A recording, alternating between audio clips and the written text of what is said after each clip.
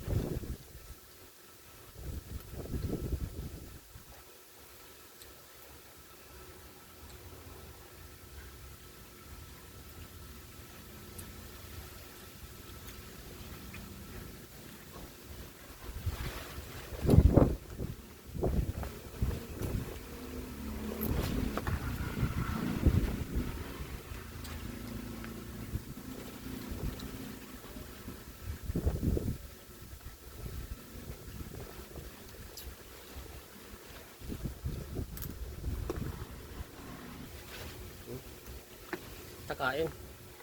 Alam niyo guys, bakit ganon nasabihin na pagpagana sa kain ng sili? Kasi alam niyo guys, bakit magana kang kumain?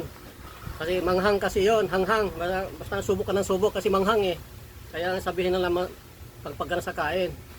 Kaya isa subang hanghang, subo ng subo. Kasi manghang eh.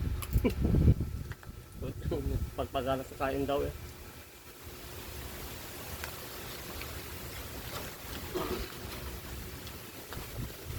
Pagpagana sa kain kasi manghang eh. Pwede manghang, subo ka ng subo. Manghang eh.